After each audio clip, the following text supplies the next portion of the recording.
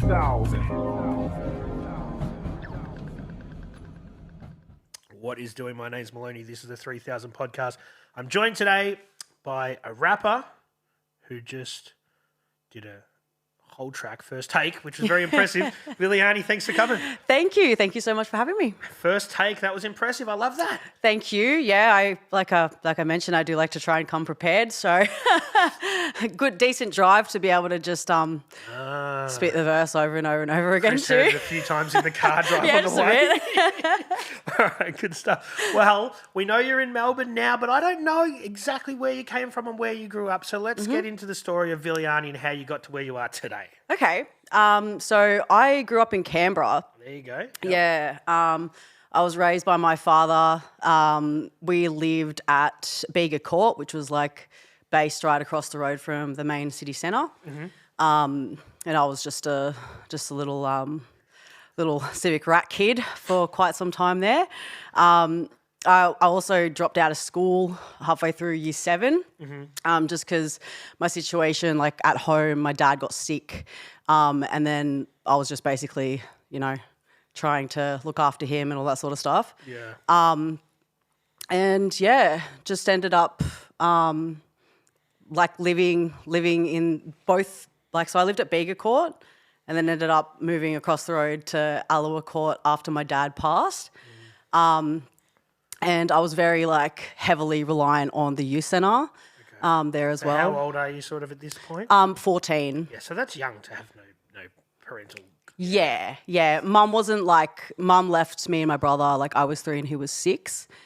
So yeah, dad raised me. He didn't really discipline me, but he raised me as best as I could. He did. He really did. He didn't know what the hell he was doing. He didn't know that he was going to end up raising a daughter by himself, and he was like my dad was old enough to be my grandfather, probably your grandfather too, to be honest. He was born in 1939. So he was in his 50s when I was born. 38, yeah. There you go.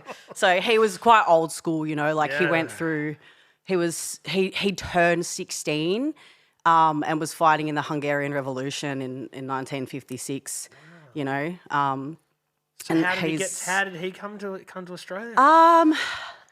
I think he came here after the war. Second war, yeah. Yeah. And he used to tell me some pretty hectic stories when I was very young. But I think it was something to do with bruising on his back from in the war. They a bunch of the Hungarians got locked up, and he used to get beaten up all the time by he used to say this big German lady, and used to pick on him and his mates all the time. They'd make him stand against a wall with their nose touching and their feet and just beat the crap out of him.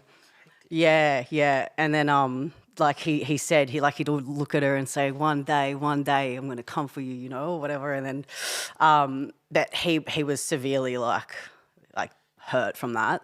And PTSD, I'd imagine too. Absolutely, yeah. And I think prior to that as well, because my father grew up with how many? There was 12 kids. Yeah, wow. 12 kids, 2 sisters, 9 brothers, him being the 10th brother.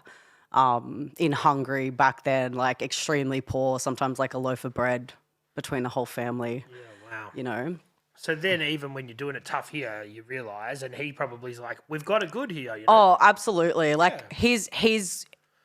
was important for him to always make sure for us kids that we had a fridge full of food, because he came from, such poor conditions. That was his main concern, to just have food. For sure. Yeah. And so then you're spending a lot of time at the youth centre, you're saying? Yeah. Plays a big part in your... Oh, yeah, massive, man. It was just a place to go hang out. I actually started wagging school, in year 6. And then I would because I wanted to go hang out at the youth centre. I was never really, into school. And I was 11 when I first started going to the youth centre, and you have to be 12. It's usually 12 to 25, so I like lied that I was 12. And but they found out. They ended up finding out somehow. It's a youth centre. Surely they can't judge people on how old they are. You know what Yeah, I mean? I don't know. I think it's like, I don't know if it's a safety thing or something Yeah, like that's that. true. You're But technically a child, I guess. yeah. So but yeah, so I had been going to the youth centre from like 11 until probably like 17. Yeah. Oh no, actually I would have been about 16.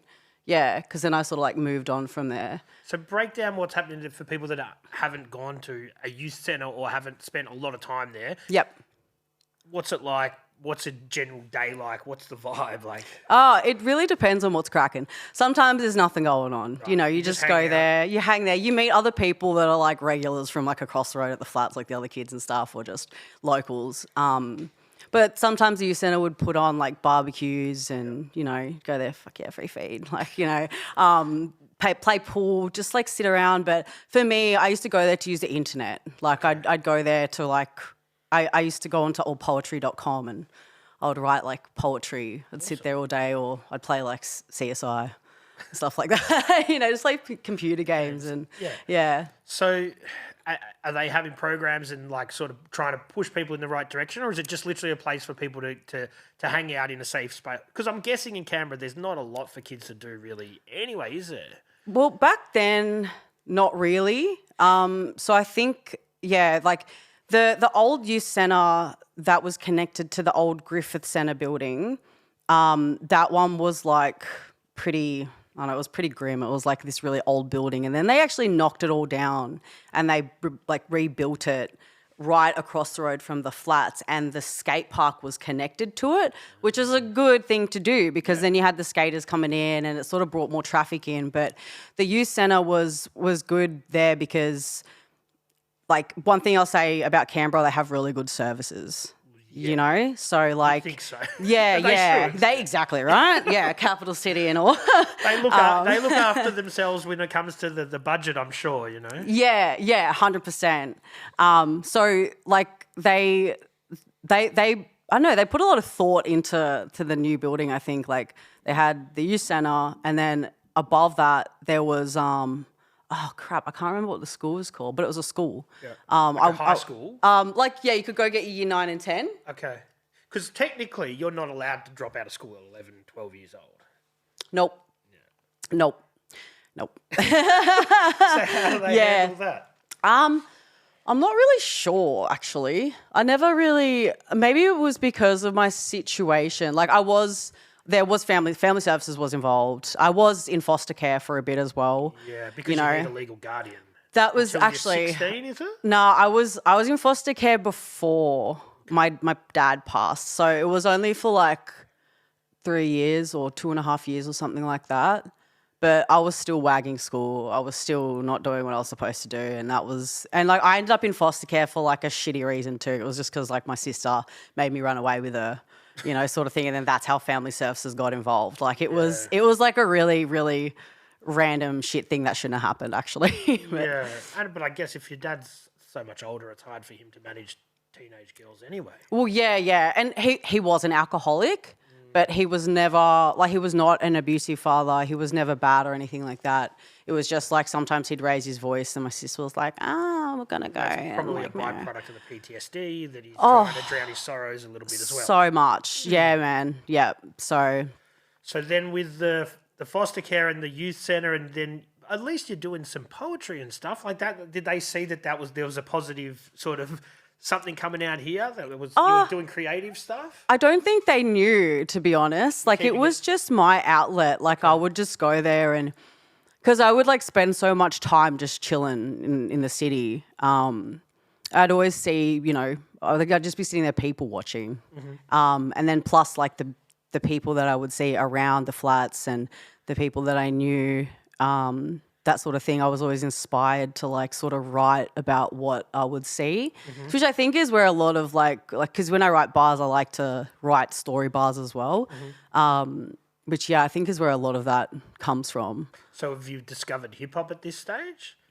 No. Poetry was just like like spoken word sort of poetry. Yeah, it was literally just a lot of the poetry I even wrote was inspired by the music I was listening to. So, like, I grew up on like grunge and rock and like a bit of metal and even like techers, man, like, you know, because my sister, she'd go out and like she'd come home and she'd be like, oh, my pupil's big, you know, and then she'd just be like, dun, dun, put the techers on and like start dancing around. I'd be like, the fuck, you know, so, but I always really was into like heavy sounds or industrial sounds, like that sort of thing. Yep. But I think like the lyrics in particular that like I used to listen to definitely helped influence like my writing. But hip hop, like proper, like no, I shouldn't say proper hip hop, but like underground hip hop didn't come until like later. Yeah. And it is hard for kids if you don't have any older, you know, brothers or sisters influencing you with sort of cool music. It's hard for you to find that sort of stuff. Oh, absolutely. Yeah, I was just into bands and stuff like that. My sister, Gab, she was in a ska band when she was like in high school, you know, and she's the one who got me into like grunge music and stuff like that. Yeah. So what are we talking? Early grunge? Yeah, like she was like a massive Silverchair fan, you know, but like she she loves like their like the evolution, like their growth. It's an interesting one, wasn't it? Yeah, man. Like for me personally, I only like the first 3 albums. Yeah. You know, like once it got sort of operatic, I'm like, I'm out of here. You know. Oh, like so after Neon Ballroom or from Neon Ballroom? Yeah, I'd say I probably tapped out of there. Oh, I like the angsty stuff. Same. Yeah, I do too. But I think that Daniel Johns is a bit of a genius bringing in the like the orchestra. Yeah. I'm a big string fan, you know, so it's hard for hits the artists to emotions. mature. I think Blink-182 have done a good job of sort of maturing a bit. You know what I mean? Yeah. You can't do songs about your dick when you're 50. You know what I mean? Like that's so true. 100%. They'll try, I'm sure. Yeah, but you've got to mature a little bit. Yeah, definitely. But yeah, Silverchair, it was interesting the way that they did it. But yeah, it's funny, like you watch an evolution of that, like angsty teenage kids, and then by the time I think that Diorama album, they were probably one of the biggest bands in the world, and they were like in their late 20s. Yeah, I that's where I tapped out of Diorama. But yeah, the first 3, I'm like, they never get old. They're like really timeless for me. But Alice in Chains and like Nirvana and you know, like it was a good time for music. Yeah, for alternative music. Alternative music for sure. That's what they would call it. Still. Yeah.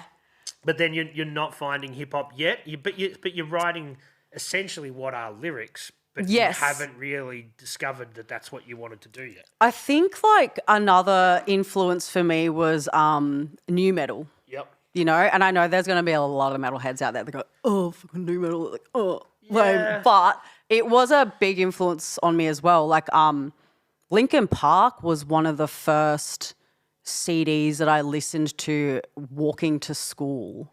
You know, Hybrid Theory, dude. Like I still listen to that to this day, and I get this like mad nostalgic feeling. Like it's never gets old to me. Yeah, it was like I never really got into Linkin Park. A little bit of Limp Bizkit and that sort of thing. Yeah, like, that was sort of rap disguised as rock in a sort of interesting way. Yep. And then like Significant Other with like the Primo song at the beat at the end, and you're like, all right, so this is rap. Yeah. You know what I mean? Yeah, it's a bit of a fusion. Hey, like that's what I like. I like the where it gets experimental and like it, you know, it comes together. Because I don't know. Again, like for me, my music is so eclectic, man. Like if you heard my playlist, you'd be like, you're bipolar, dude. You know, that's healthy, especially for an artist. I think anyone who stereotypes themselves into liking just one specific genre isn't opening their eyes enough. It's strange to me. It is. Yeah, because like.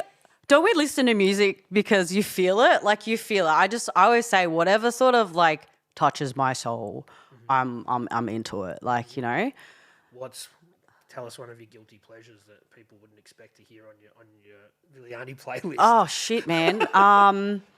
Like just cello music. Wow. Yeah. So like that'd be cool to sample as well. It is, and I have. Yeah. I definitely have. Like Adam Hurst is one of my favorite cello players, and he just like sits there like basically in the darkness with his like hat right down and Yeah. you know plays it, and you just sit there and sometimes I'm starting to well up. I'm like so emotional. But yeah, and even just sometimes like experimental, I don't even know like what genre it would be. It's just like a fusion of like cool sounds that are put together. Like, I actually have no idea what genre that is, but Stuff that sounds cool. it's just stuff that sounds cool, man. So is the youth centre helping with any sort of music stuff? Because I know a lot of programs, a lot of places have programs like that, and that's how a lot of people get into actually recording music is through the youth centre stuff. Yeah, no, they didn't have any of that stuff. But they did have in programs, civic. just nothing like that. Yeah, like I didn't. The only thing like that I got into program wise was the attempt of my year 10 certificate, which I was like. I was going there with my two friends and like they would smash their workout and I'm still like, you know, trotting along and then like next thing they're like, oh, we're going to go get blazed. I was like, wait for me, you know? So I was just like in and out of there, not really focusing, basically trying but not trying. Yeah.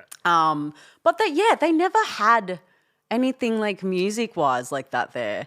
Well, not when I was there anyway. They might have done it at times when I actually wasn't dropping in, you know, but yeah. So yeah, well, I guess it makes it hard, even if you wanted to turn your poetry into something musical, because if you don't have if you're going there to use the internet, I'm guessing you don't have a whole computer set up at home sort of thing. Yeah, exactly. Well, pardon me, I got into like without even knowing what the hell I was doing. I had like this game on PS1.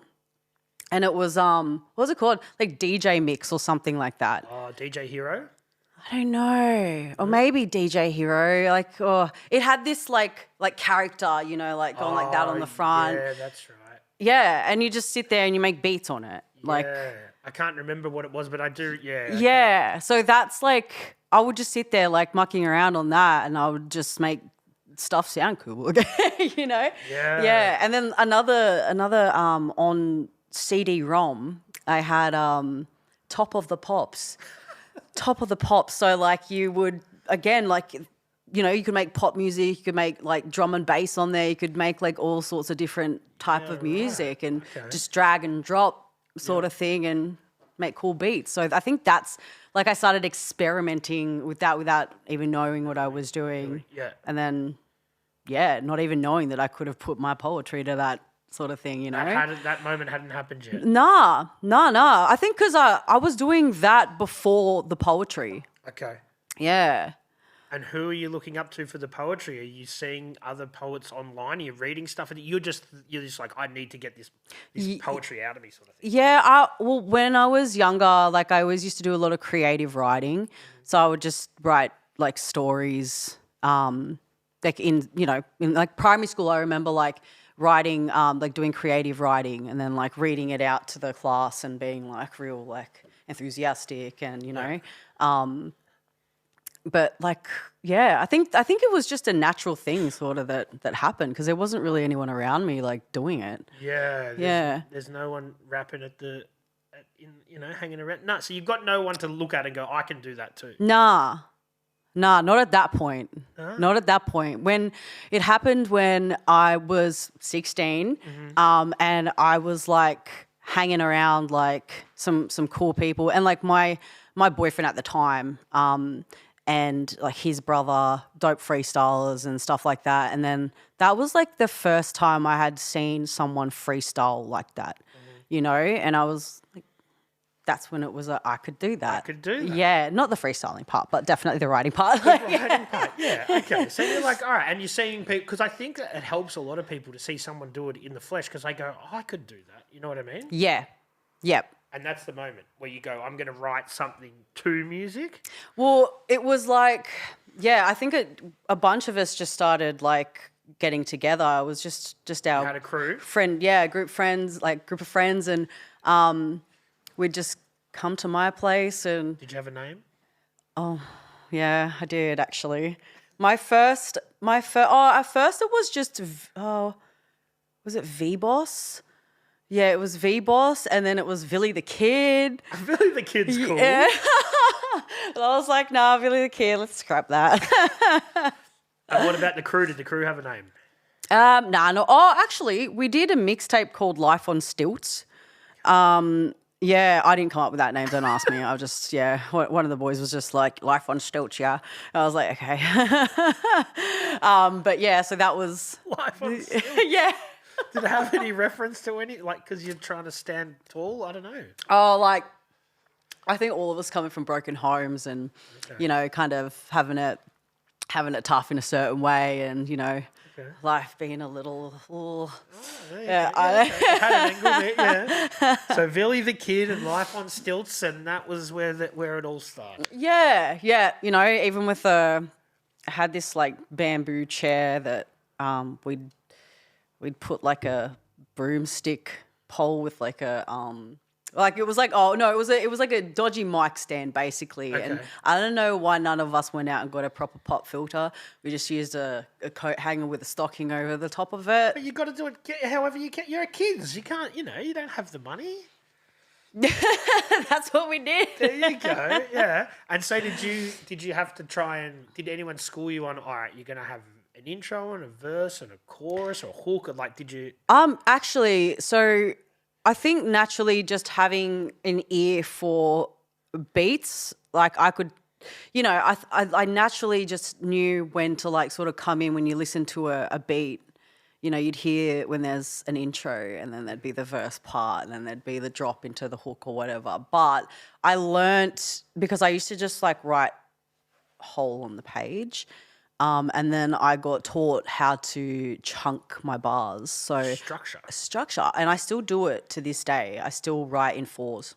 Mm-hmm. So, and then I'll like put it all together, sort of thing. Like, so I'll leave space in between, you know. So if there's four, and then I know there's 16 once I get to the fourth chunk. But some of your tracks now don't even have hooks or anything, though. No, they don't. No, which is cool. Yeah, so I have these moments where I will just like write and then be like, oh shit, that's like a one take. It's a full track with no hooks and stuff like that. But I don't think music needs to be structured like that. You know, especially when you're not making stuff that you like to sound poppy. If you just want it to be art, then you don't need a hook at all. That's it. Yeah. That's it. It's just like, I'm just going to say some dope shit, man. And, you know, I'm just going to keep writing until it's done. but that is interesting. But you still have to learn, I guess, if you're going to be an artist, how to structure things. So that was probably, at the early days, someone schooled you on that, and then you sort of knew how to craft a song. Yeah. And then you were like, I can do it all myself. I can make the beat, I can record it, and I can rap myself. I don't really need anybody else. Yeah. So I didn't end up getting, like, my own setup or anything for a very long time. So you needed someone. 100. Like my friend would like Boise, shout out Boise, would come around with his like big ass computer, and then like He'd bring his whole computer. He'd bring his whole computer, man, just set it up on my TV. And like not a laptop. I think his big ass computer. He'd pick that. And I would just like have a go on that, you know. Even garage band, like I would sit there dropping sounds in and all that sort of stuff.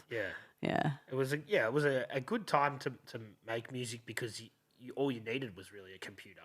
And like some people have made songs and put them out with the like internal microphone on a MacBook. Oh, totally. Yeah. Which that wasn't possible 10 years before. Yeah, I mean, if I had known that, I probably would have been doing the same thing, you know. So your early recordings, is it stuff that you cringe at or you're happy with, or? Yeah, some of it's pretty cringe. Definitely pretty cringe. Sometimes I listen and I'm just like, glad that's not out there. But some of it is out there. But at the same time, it's good because it's growth. Yeah, you have to grow. Yeah, it's you gotta look back to see how far you've come. For sure. You know? I do that looking at Facebook memories. And Oh, God, how cringe is it sometimes? Because Facebook's been around for like 12 years or something now, or maybe 15. You look and you're like, oh, man. Yeah. I loved Manners Ill had a hilarious post about memories, and it was like, on this day today, you were a gronk. That's pretty spot on. Yeah. I was like, yeah. That's so on point. Yeah. No, that's spot on. I love that. Yeah, word, right? Yeah. No, it happens a lot. Like memories will come up and I'll read, I go, oh, gross. Like Yeah. 12 years ago, that's not even that long ago. Delete. Well, it's a long time ago. It is. Actually, I suppose it is. 12 years ago. Yeah, but that's definitely, it's totally true, like whether it's in any kind of art, but just as a human, if you're not sort of cringing at what you were doing 12 years ago, not to say that cringing is amazing, but then you haven't really grown, Yeah. you know? Yeah. And matured, because we were all 12 years younger 12 years ago. Yeah, 100%. We should be able to look back and see how far we've come and how much we've matured and gotten better at like writing or making beats or whatever it is that, sure. you know, an artist does. Yeah. So, And yeah. that's all part of the process. It's a development, yeah. So what would you have done? What did you learn, or what would you have done differently if you could sort of relearn that stuff when you were cringing? Is it the production? Is it the? Nah, not production. I don't know. I think more like I don't know actually, because like I was still putting poetry into my bars, you know, but maybe just choosing different words or maybe like having more of an understanding of like. But that comes with maturity. It does, yeah, it really does. How old are we? You're still a teenager. Yeah. So Yeah. you know, Yep. even though you've had a fair bit of life experience to this stage, you still don't have the maturity. No, 100%. Even a 16-year-old, you know, I think they But you probably think know everything. Yeah, exactly. Yeah. So, aside from the music, what are you doing? Have you got to go get a job now? You're not working. School? I had been working since I was 14, 9 months, man. as soon like as you could. as soon as I could work, I was in hospitality. Yeah. Like I was in hospitality for most of my working life that early. Actually, it was when I was like 19. I got a job in some like office, and like my personality is not an office personality, man. Like I was always getting told to like wake up and, you know, like, oh, just be quiet, or, you know, just I was always outspoken too, which they didn't like, and I just remembered like getting fired like in the middle of the day. Just I was just like, oh, okay, well, far out. Oh, whatever. I quit. Yeah, exactly. Yeah, you can't fire me. I quit. Yeah. I remember being 19 as well. As soon as I finished school, my uncle gave me a job in an office, and I was there for 3 months. And I realised at that time, when I was 19, that I never ever want to work in an office ever again. Yeah, which man. was like, I'm glad I learnt that early, because I'm like, that's not for me. You see all these people, I'm like, that's a fucking sad existence. No disrespect to people that are working in offices, but I just knew it wasn't for me. But that's it. You know, like when you're a creative, like if you're working in an industry that you give no fucks about, and you know that you're just a cog in it and you're just going to get replaced in 2 seconds anyway, you know, and you're not passionate about whatever it is you're doing, man, it's hard to like not feel like blowing your brains out every day going to work. Like I know that's a bit grim, but it's true, right? Like you go... Because even my job last year, I was working in insurance, and, you know, Monday to Friday gig, like 8 till 4, which was pretty good hours, must say. You got to find a positive in some stuff. But like, I would just sit at the computer and be like, I just want to go home and write bars, man. Like, you know, like 9:30 would hit and my brain switched on from like the 10 coffees I've had since 8 o'clock. And I'm like, bang, I just want to...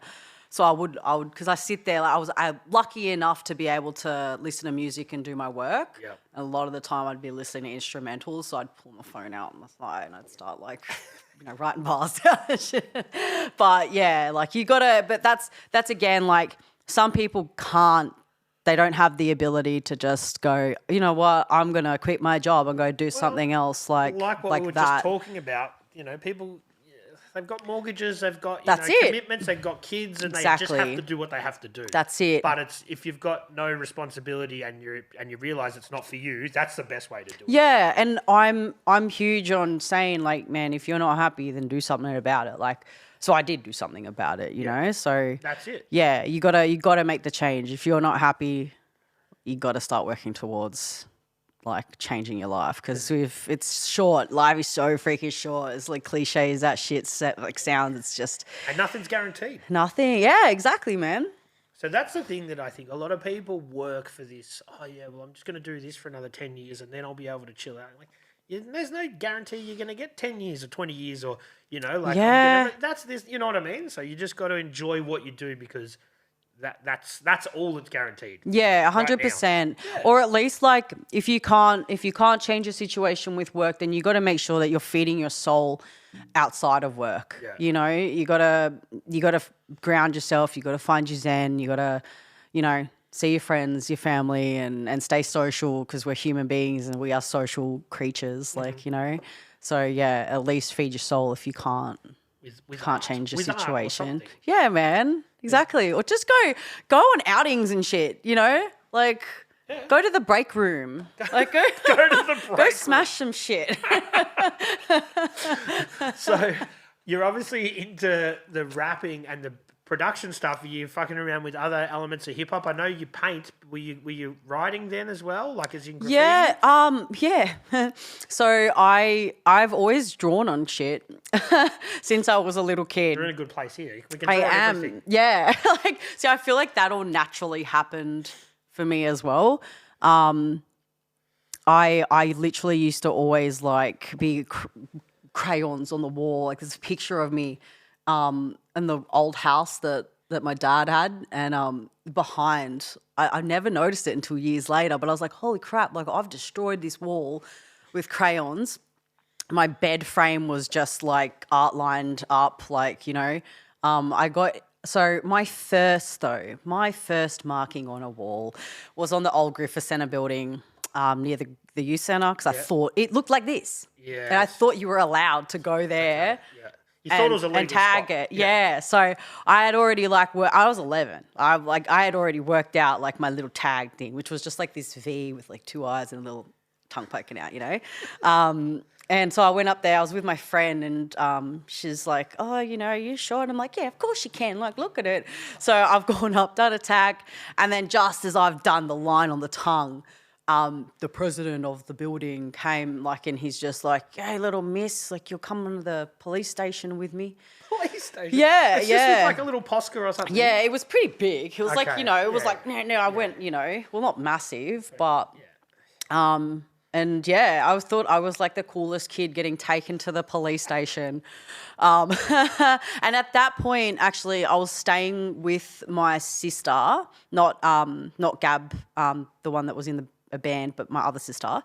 And she had to come and bail me out of there.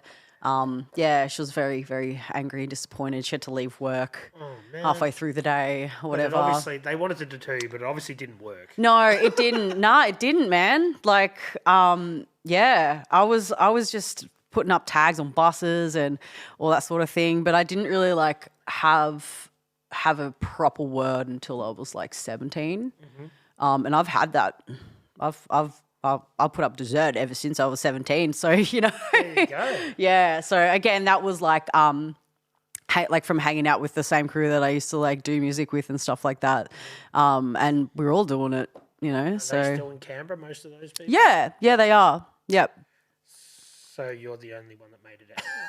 No, we've been and gone. I think they've gone, come back, Yeah, it is interesting how a lot of people do that. They'll come to Melbourne or they'll go to Sydney or something, and then they'll end up going home again. Oh, wherever they're totally. from. I will not be going I back. kind of figured that might have been Yeah, weird, so. yeah.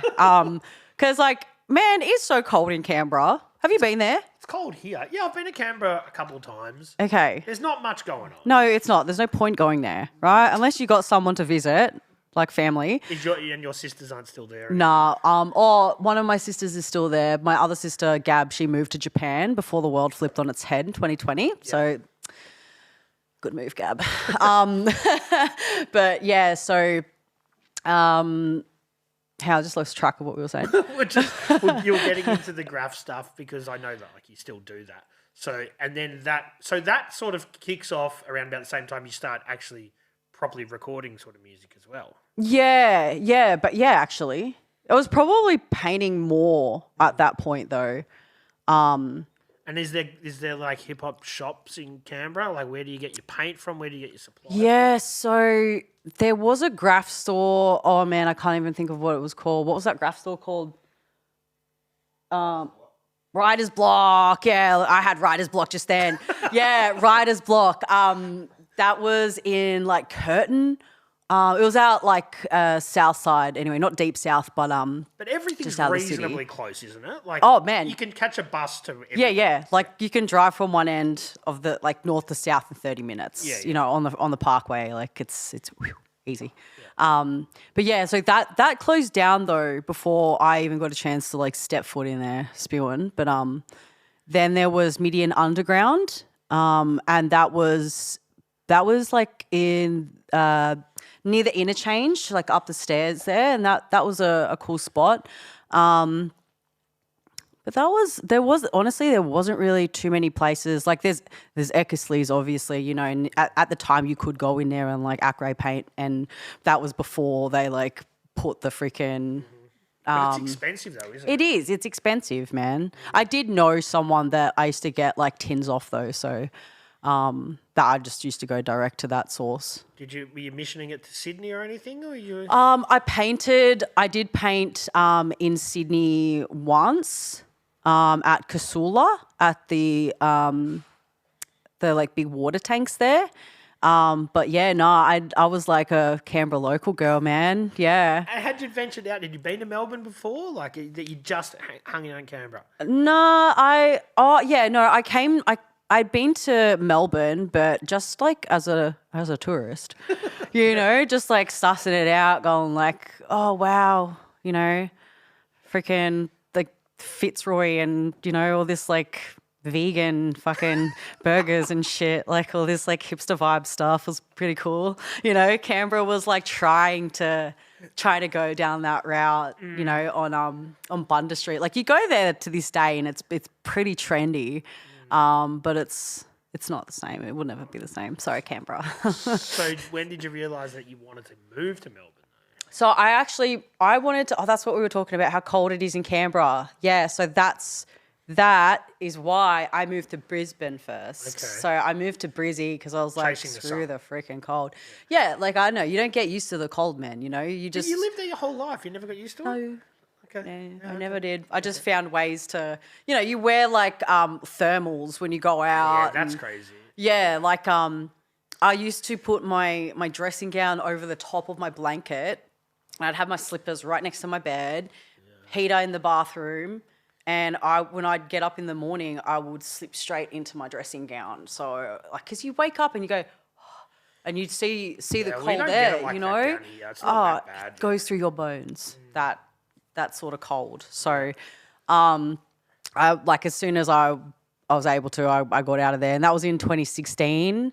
Moved up to Brizzy and was just thriving in the heat, man. It was just so good. But obviously, by this stage, you're into other kinds of hip hop as well. You're diving into the underground stuff as well. Yeah. Oh, absolutely. You're like the stuff you're listening to and all that sort of thing. Yeah. I mean, I've stayed very like the same with my music. Like I've always gone like, if I discover something, then I'm down that path. But then like I always revert back to whatever I've been listening. It's all about like what I feel at the time too, you know. But I like it was like, I hate saying Australian rap, but it was like Australian rap that got me into rapping, you know?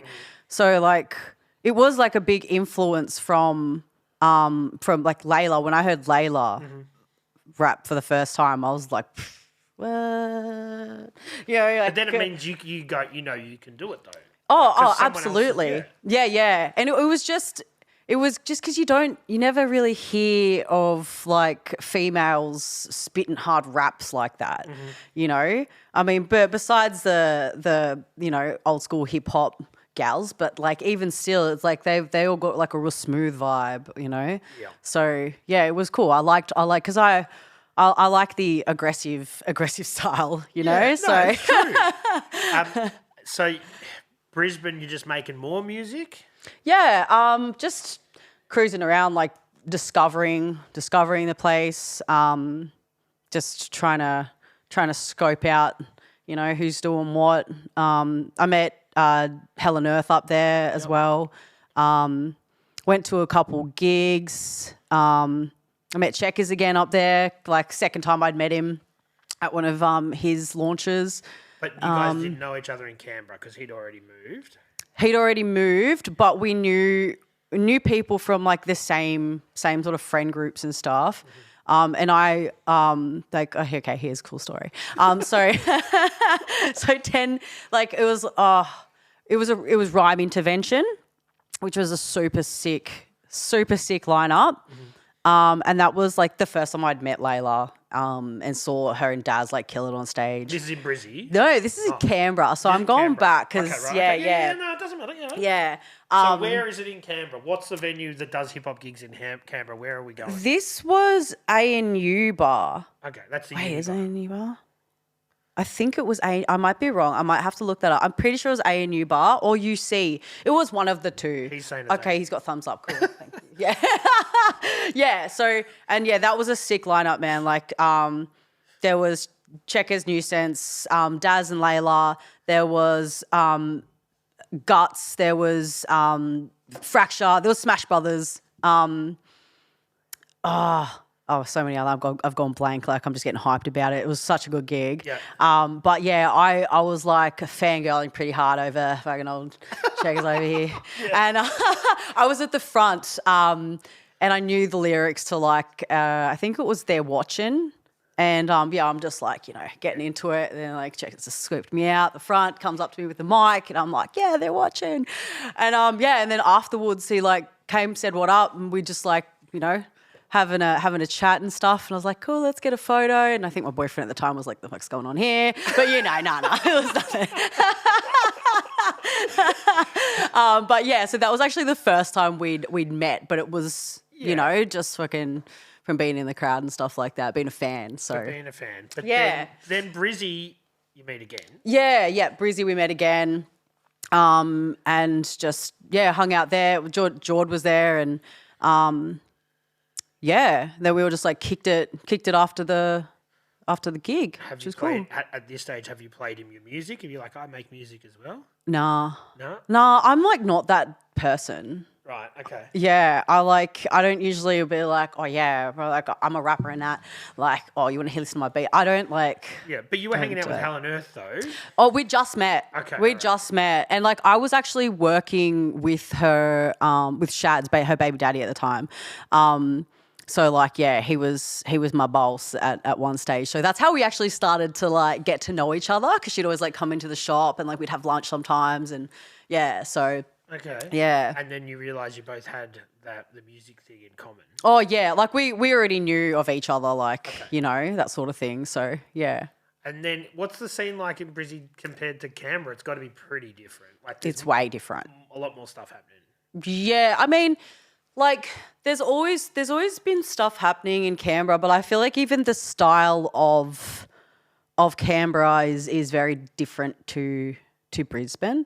I know I've always said it actually. I feel like there's a different sound. There's a certain sound in Brisbane even compared to Melbourne, you know? And pardon me, I don't know if that's like, you know, influenced by the weather or something like that, you know, but even like it is, right? Like I feel like Melbourne's got this real Gotham City vibe. It's got this real trams like dark. make a difference. It does. Like the public transport. Yeah. It's different. Yeah. But yeah, I don't know. That's what I've always said. There's like just a different sound. But. So were you making more Brisbane-ish music there? Like, were you influenced by that stuff? No. It didn't change? Nah, man. Nah. But you knew that you probably, at some stage you knew, like, Melbourne's probably where I fit in. I have never felt more at home with my music than like, even in Canberra, I would perform and I'd be like, all right, you guys can clap now or whatever, you know, like it was, I think just because some of my stories that I put in my bars, they're pretty deep, like, and they can be quite dark. And this is like even like some of my unreleased stuff, you know, and I think because people would like really intently listen, you know, and then it would just take them a second to be like, whoa, okay. Yeah. oh, you know, but because maybe it was deeper than they anticipated. Yeah. They thought you were going to do some poppy kind of happy hip hop or something. well, I think that's honestly a lot of the style of Canberra. It's a bit like that. It's a bit more like on like, I don't want to say the positive vibe, but it's just even the beats would be a little bit more up tempo, and I've always liked my darker brooding type, you know, that like sort of draws out emotion. And like I'm also a lot more raw than a lot of the people there, so I always felt like a bit of a black sheep.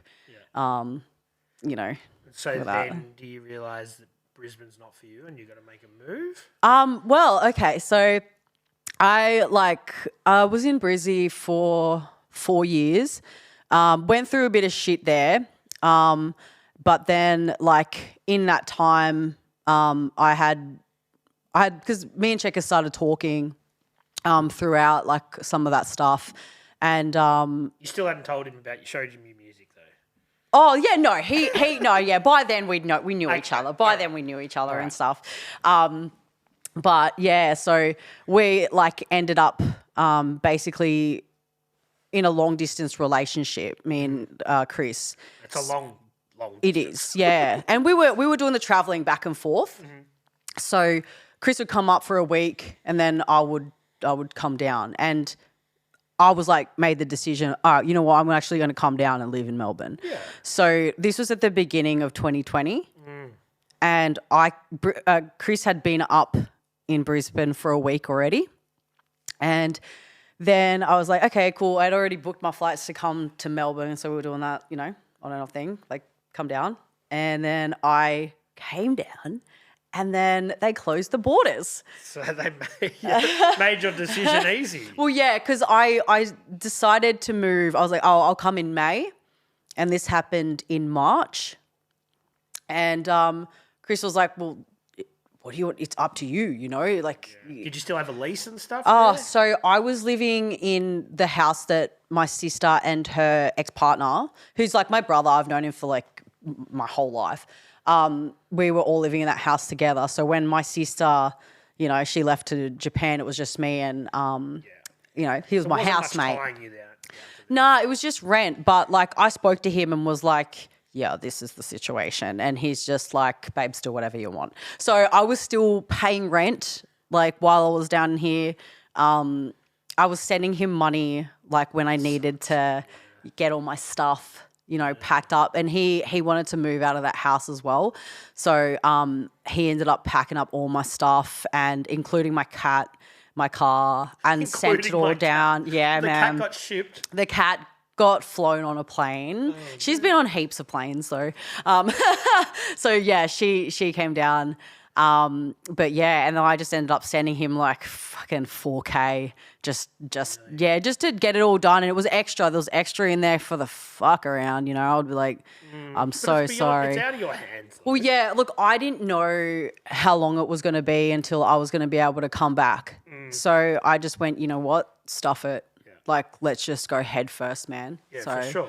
Yeah. And at least in a shitty time, you've got your partner there and you can make music, you know what I mean? Which we did. Yeah, we did. And that is what got us through lockdown, man. Like the Miasma album we created during that time. So and also like, you know, we're lucky enough the way that our house is set up. Like, you know, I've got my little studio separate to Chris's, which is like he's got to actually go outside and get out of the house to go into his studio. A professional capacity as well. Yeah. So we still had our space, but also when we wanted to come back together and get creative, you know, we'd just like hang out in the lounge room or go into his studio because it's like an actual studio.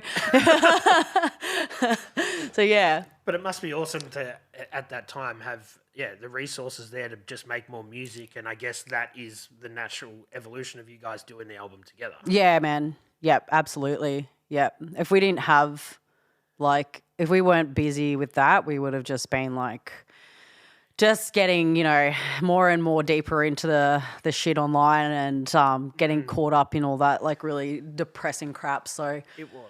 Yeah, it was a hard time for everyone. It's it's like you instantly earn your Melbourne stripes, though. Like, you can say you're a Melburnian if you live through that lockdown here. So it's like you came, so you get your card stamped, and you're in. You don't have to wait 10 years or anything. As long as you suffered the lockdowns, then you're official. Yeah, I was hating it though. I was hating Melbourne for the first 2 years because everyone was doing the opposite to you, and everyone was escaping and going to Queensland. You know what I mean? Yeah. Actually, there was a mass exodus actually.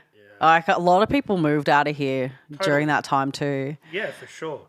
Like, look, the whole lockdown thing was fucked. But look, there is some positive stuff that came out of it. A lot of art, and a lot of people realise that probably there's more to life than work and all this sort of stuff. So yeah, you have to. Yeah. You got to look at the positives in with that, you know, because it's hard to veer away from having a mindset that's stuck in that really like dark place. Because I think like we always say it, like, you know, we've all got PTSD from that. You see Daniel Andrews' face and you just go, oh, you know, and you go back there for a second, you're like, oh, yeah. We don't want to think of that. We'll never forget it. But, you know. Yeah, we're talking never about forgive Facebook that dude. Memories, but I'm looking back and like making status. Well, we're all stuck at home with nothing to do. Yep. Making angry status updates about politics when fucking a year before. That's the last thing I would have been thinking Oh, about. totally, man. Like, yeah. I've always hated politics. Like, you know, like the fuck. Now all of a sudden I'm like totally into it. Care, though. Yeah, we were. We were forced to pay attention, like whether you want it. And for a while, I would pretend I'm not going to listen to. I'm not going to pay attention. I'm just going to do my thing. But you were forced to. You had to. Yeah, you would. It was in your face. Yeah, and you kind of had to turn on the news to find out, like... You're allowed to fucking do anything. Exactly, yeah. And you just hope, like, every time you turn the news on that, like, they're going to say something positive, and instead it was just like, no, it gets worse. We're going to put, like, a freaking curfew on it. We're going to freaking... You can only go 5 Ks away. Like, well, fuck, man, what the hell? Yeah, I know. It's bananas. I just hope that we never see anything like that ever again. And I'd like to think that the people wouldn't let it happen again. You know what I mean? That's what I say too. Hopefully. Yeah, I feel like it's totally up to us, like the people, to stand up and make it go in the right direction, like go against it, you know, like. But it divides people. Oh, it does, and it did. And it, like, even my dad, man, like his family would ring me up and be like, have you made your dad like this? I'm like, no, he just thinks that it's fucking bullshit. You know what I mean? Yeah. It's not me doing it. It divided whole families, man. Like, for sure. Yeah. I was always like curious to know, like, if my dad had lived through that, to see like what his whole like stance would have been on it, because he went through that war, like, you know, the whole communist war, but then like he trusted the news. Yeah. Well, a lot of people like, of that older age, right? Yeah, my nan is the same age, and if it's on TV, it's true. Real. You know, and that's just that generational thing. Exactly, yeah. So yeah, I was always curious, going, what do you know? I honestly think he would have. I think he would have been like, no, the news says this, the government is saying that, like, you know, and compared to where he came from, he would have been like, oh no, the government does care. Does it? You know, Yeah. but, you know, because it's Australia, it's not over there, but I don't know. Yeah, it's giving me PTSD. yeah. Let's move on to the positive stuff. So the album comes out, is born from that. Yes. And so that would have been, and that was cool, collaborative kind of project. Yes, yeah. It was really cool. We would like, I know sometimes just come up with we'd just sit together and go, okay, where are we going to go with this? All right, cool. Here's a sample we should use, and go from there. Some of the beats, like, you know, most of them we made together, but there's a couple on there that I solely produced and also that Chris solely produced too. Yeah. So was it a bit of a masterclass? Like you're learning how to make beats from someone who's done it for so long and done it so in this, because like you said, that's the kind of style of music you were really into as well. Yeah. So were you like, open your eyes up, you're like, oh wow, I didn't think to do things like this and like that. Oh, always, and still to this day, I know like 5%.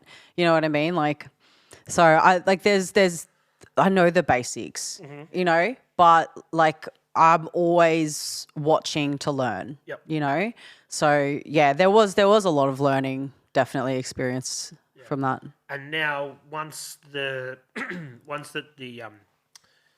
things changed and people are able to do stuff, I guess you're getting cool artists coming through that are working with him as well, you know? Like you get to meet a lot of people. You get to I do. You get to see that, you know, how it all happens. And that must be inspiring for someone who's also making music too.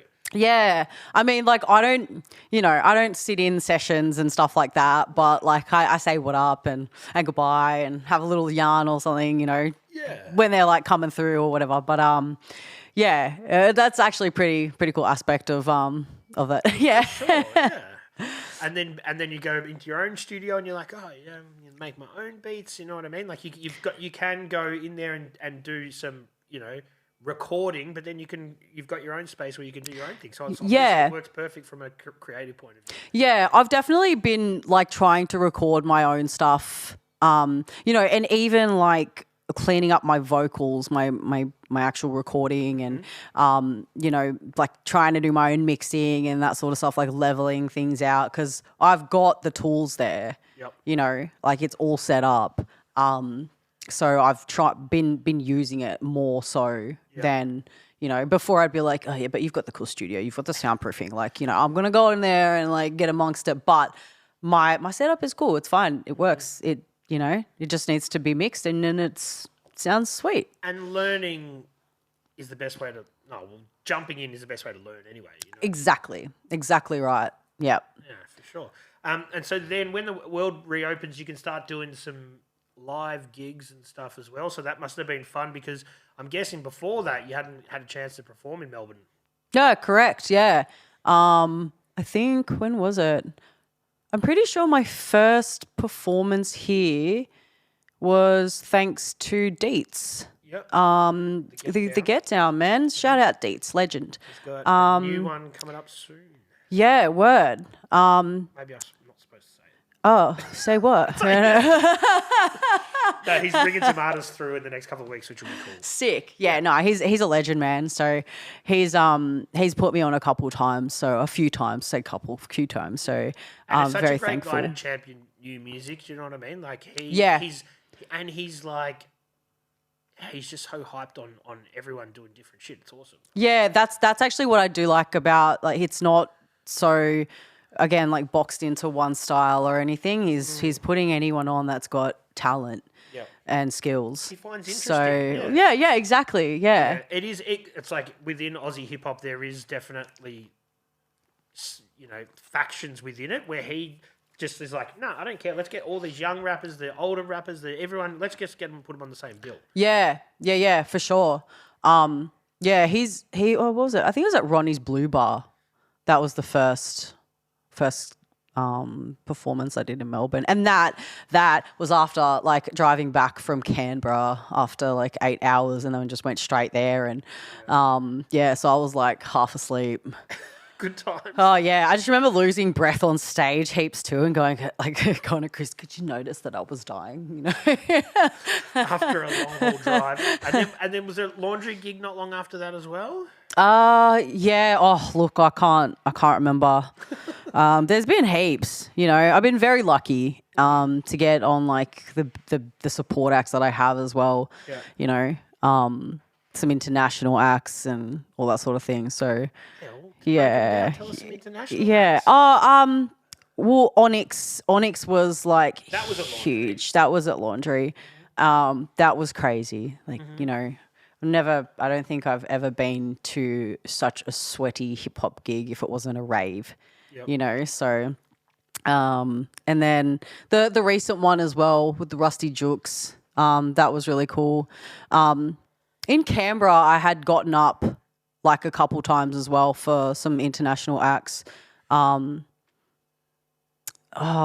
Guilty Simpson. Mm-hmm. Yeah, Guilty Simpson. I rocked a verse. Did I do one? I don't think I did one at Necro. I interviewed Necro though. That's cool. Yeah, that was random. How did that come about? Because I just went to go to the Necro gig. And I walked in and I don't think it was the promoter.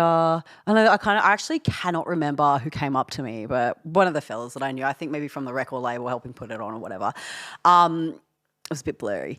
But he's come up like, oh, well, the person that was meant to be interviewing Necro's like pulled out or whatever. Like, would you be willing to do it? And I'm like, I've never interviewed anybody in my life before. What the fuck do I ask him? And then he's like, no, we'll give you questions and all that, and it'll happen before his set. Yeah. I mean, I went there to get like on it. You know what I mean? I went there to go get amongst it. And so I was still drinking. I'm like, and the interview didn't happen before. It happened after. So it was like 2 a.m. in the morning this interview happened, and I'm pretty wasted. And he probably doesn't really want to talk after the gig as well. Yeah, well, know. he was quite nice though, to be honest. Like, a lot of people they're like, whoa, what was he like? You know what I mean? Yeah, considering. But no, he was really, really nice. I had the questions on the ground. It's just I cringe every time I watch it because I'm like, because I'm drunk. You know what I mean? I'm like holding myself up, basically. Like I've got me legs. Did you drink more because you knew the interview was coming afterwards? Nah, it was just just your normal level of litness. Yeah, absolutely. Oh yeah, like if peeps know me, they know I'll get lit. Like I'll get amongst it. Like I luckily had those questions. He answered them sweet as. But for me, the highlight was being able to tell him the story how I actually heard about him. Okay. So my sister used to do a segment, like she was studying journalism. So she used to work at the radio station at 2XXFM. And again, that's at the Old Griffith Centre building before they knocked it all down in Canberra. And she used to let me read the weather on her show. So she goes, yeah, I know it was mad, it's right? Cold again. yeah.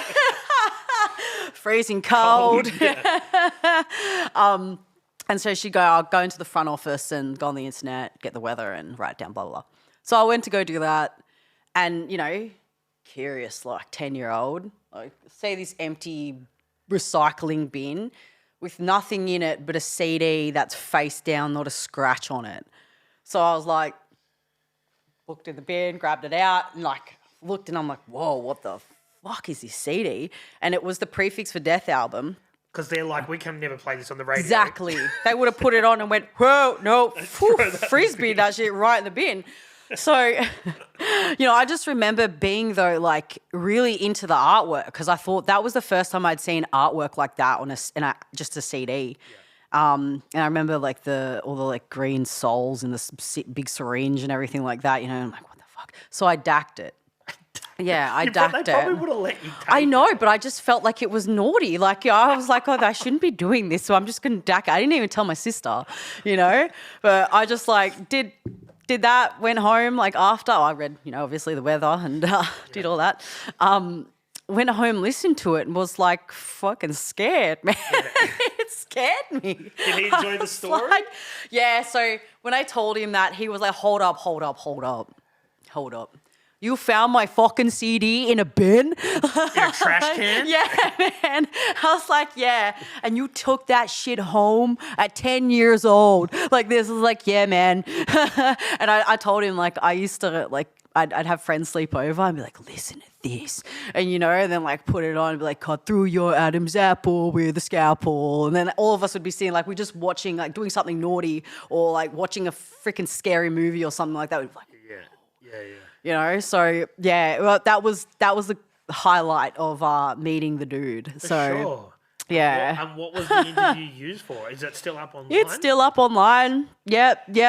You'll have to look it up. Read the comments section. It's pretty foul, but it's hilarious. Oh, really? People have yelled at you? Yeah. No. It's just just some rank comments, man. Just about the interviewer. It's a laugh. It's a laugh. You got to have a laugh because otherwise it's that is the shit thing about the internet, isn't it, man? Yes. People that you'd never, ever probably have anything to do with have a way to somehow talk to you. Absolutely. Yeah. And people are fucked. Let's just say people are fucked. So if you're putting yourself out there, you got to be prepared for a little bit of something that you're not going to like coming 100%. back. People say, I don't read the comments, but that's good if you're super popular. But if anyone is trying to establish themselves, you got to read all the and you got to look at what's going on. Yeah. But the key is to not take it to heart. Yeah, that's it. Exactly right. And it was nothing to really take to heart as well, which is good. It was just more come on, man, what the fuck? Yeah, but you didn't set out to be a live concert interviewer, so you're put on No. the spot and you did what you had to do. I did, and I did freaking well for being pissed at 2 a.m. and never doing it in my life. So give me props. There you go. With the live performance stuff, did you find it easy? Do you feel like you're a natural performer, or would you rather deliver the bars in your studio and Natural performer, straight up. Yeah? Like I'll say that with some confidence, man. Because the first time I got on stage, like, was at Transit Bar. Rest in peace, Transit Bar. is that in Canberra? Yeah, it was in Canberra, and that was the hip hop spot. Like that's where I met all the heads and all that sort of stuff. So, yeah, that was the spot. And the first time I got on stage, I killed it, man. I killed it. It was just like the same rap that I would always spit. Like, you know, it was the first proper like 16 bars. And yeah, like I just felt natural. It just And it gave you that rush. And yeah, man, it did. It really did. Like, and I just remember like the first time I'd actually spat to anyone outside of my circle was to the Smith brothers. So shout out Hayes and Ryan Smith. And like I had my rap written down in my pocket, and I was like, "Can I spit you guys my rap?" This was out the front of Transit Bar, you know. So I pulled it out, and then like I spat it. It was the same rap that I did on stage. And I remember they just both looked at each other, and I was like, "Mad, thanks. That's all you had to do." That reaction was dope. Okay, thanks. Cool. I'll keep doing it. Keep doing it. Validation. Yeah. For sure. Yeah. And so the stage thing, because a lot of people, especially now, they're not overly comfortable on the stage. They can do the thing and they can record and do multiple takes and whatever. But it's cool that you find it easy and natural and you're comfortable on the stage. Oh yeah, I find it fun. Like I can just be a nervous wreck sometimes. Like, you know, I said to you like twice, I'm fucking so nervous about this interview. But As soon as I get amongst it, like I'm sweet, you know. So same with the stage. Like I used to feel nerves like weeks until I'd perform. And these days I don't feel shit before I get on stage.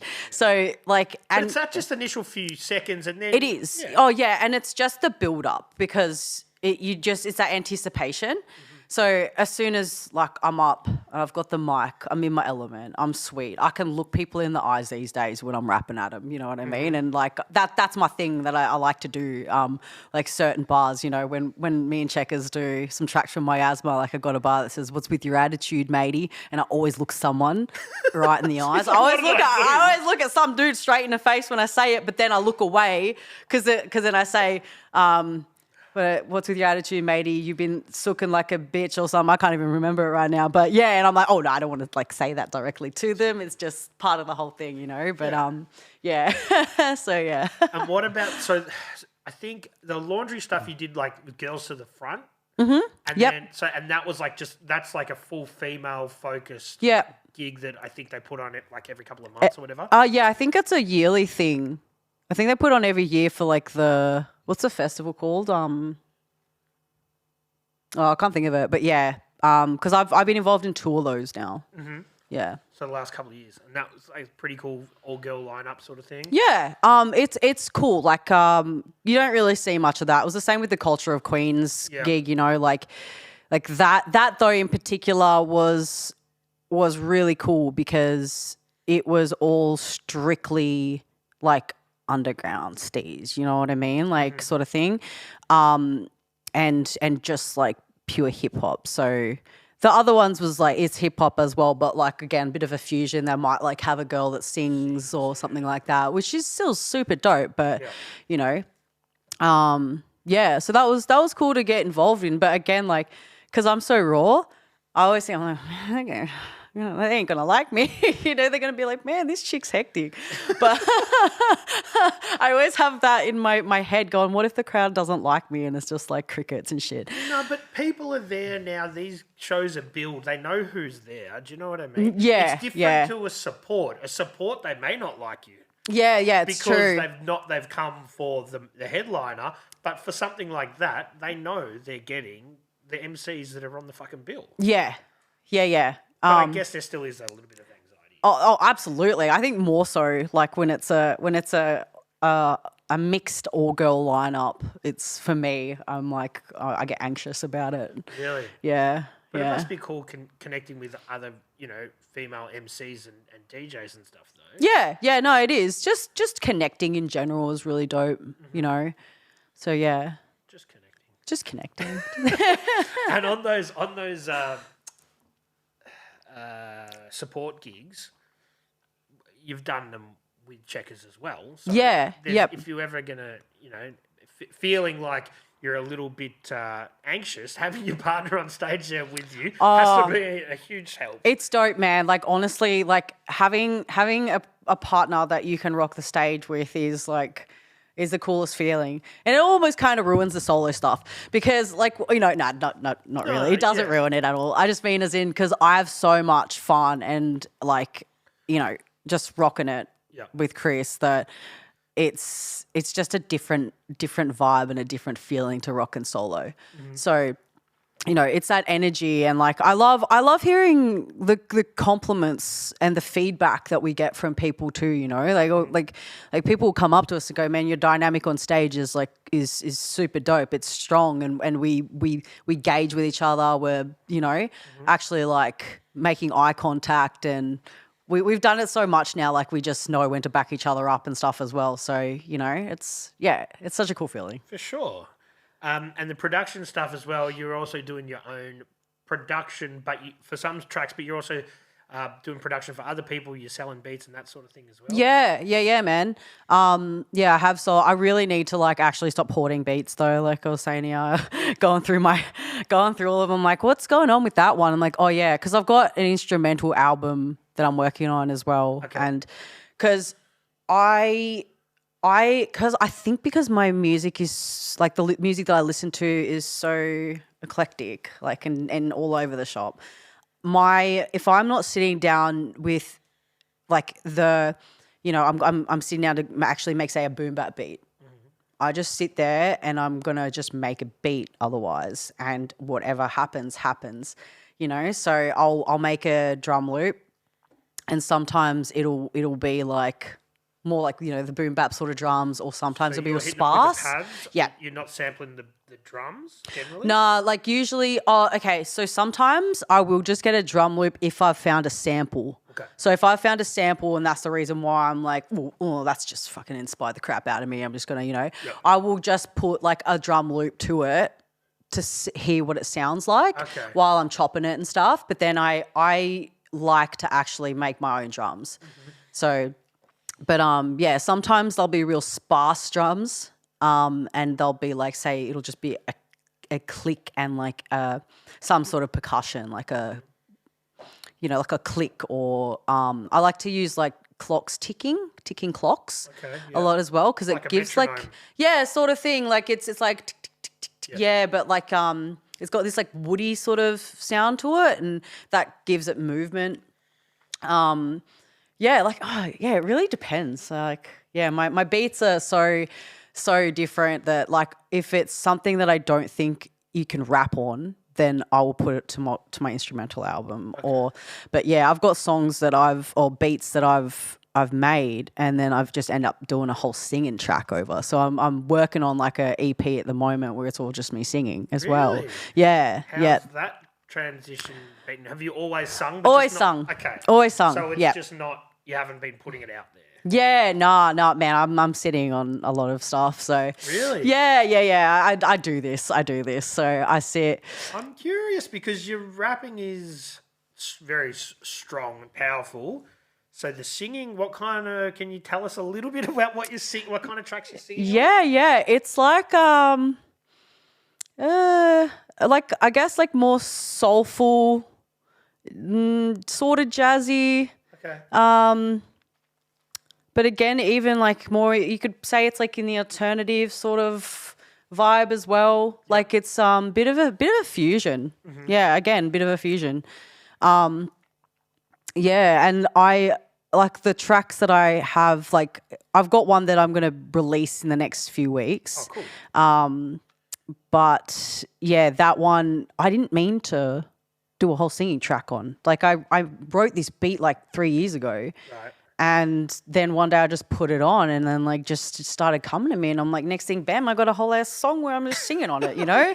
So yeah, it just like comes naturally. I didn't like plan to do that. Okay, so you're going to have a whole singing album and a whole instrumental beat Yeah. album as well. Yep. And what else? Yeah, so I've got heaps of projects. Like I think that's why it also takes me ages to get stuff out because I don't. Man, for me, it's quality over quantity. Yep. You know what I mean? So, like, I like to take my time with stuff. I don't really care about the algorithm. And I know that's like, you know, you got to do it, but it doesn't, just because I'm not like out there feeding the algorithm doesn't like change who I am as an artist or define me as an artist. You know what I mean? So, but I've got heaps of projects that I'm currently chipping away at. So there's the instrumental album, there's the singing album. I've got... Oh, I'll break this one out the bag. I've got an EP with Jordana, Hell on Earth coming out as well. So we've been working on that. I've got beats from Taunts as well. So I'm doing a whole EP with Taunts. And then you rapping on those ones? On his beats. Yep. And then Scythe as well from Canada. I've got a track coming out, and we're doing a video for it in next month as well. So yeah, there's a whole heap of stuff. And Chex and I we've got another album coming out too. We're working on that. So yeah, man. How do you, when you've got some spare time, how do you decide which one you work on when you've got so many things happening? Oh, I've got my list, so I prioritize, you know, what I need to get done, sort of thing. So, yeah. I do need to clean up, because say my instrumental album, it's been sitting there for 2 years because I keep adding stuff to it. Yeah, but that's one that I feel like you could sort of put that out whenever. Yeah. Exactly. And I think it's cool because I can then decide whether or not I want to put that out as a whole or chop it in half and do 2 separate, you know, because I want to, it's called Element Air. So I want to do each EP or album to do with the elements. Mm-hmm. So because I feel like some of it's got that sort of, you know, that airy vibe, ambient vibe. Are you the singing album? I'm curious about the singing album. I can show you after if you like. Are you going under the same name? Do you wanna be known as? Yeah, okay. Yeah. When my beats, I go by Il93. Mm-hmm. But yeah. As a Viliani is my real name. Yeah. So it's just spelt differently. It's not Vili the Kid. It's not Vili the Kid, no. Vili the Kid is now Vili the adult. So But some people when they try different genres, they'll have a different alias. Yeah, and this is I did think of that. Yeah. I did think of that. Who knows? Next week I might. Yeah. You know, be like, hey, yo, Maloney. I'm going to be like Eve or some shit, you know.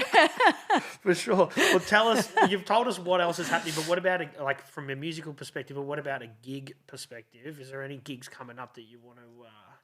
Yeah, at the moment, because I work Saturdays, it's hard for me to do gigs.